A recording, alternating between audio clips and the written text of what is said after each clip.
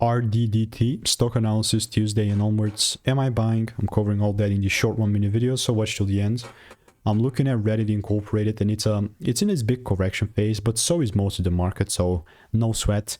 I've done 37,000 videos, thousands of corrections have been documented on my YouTube channel, and after 4 years and 4.5 investing 5 figures in mentors, have a decent way of doing things. You know, fundamentally there's 2 games in trading. There's getting inside a trade game, managing the trade game, and that's all I'm focusing on. Like everything else is like literally noise, and I'm trying to simplify everything with using proof to kind of document the stuff that I'm using actually works. But with RDDT specifically, I think that I have other receipts here. Not specifically, but the only thing that will make sense for me to potentially start buying is if I see a full candle shift as such. And now guess what?